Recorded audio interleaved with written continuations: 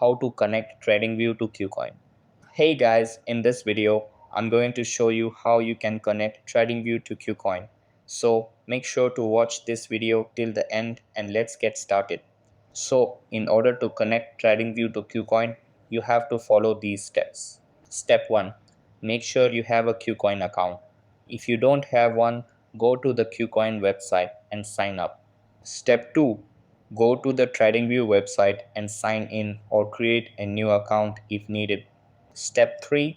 In the TradingView platform, click on the Chart tab and select Add a symbol. Step 4. Search for Kucoin in the search bar and select the Kucoin exchange from the options. Step 5. Choose the digital currency pair you want to trade and click on it. Step 6. Click on the trading panel button at the bottom of the chart. Step 7. In the trading panel, click the connect button next to the Kucoin logo. Step 8.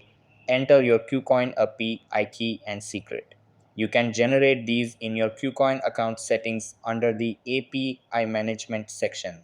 Make sure to enable trading permissions. Step 9.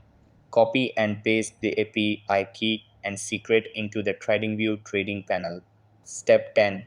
Click connect and you're all set to trade digital currencies on Kucoin using TradingView.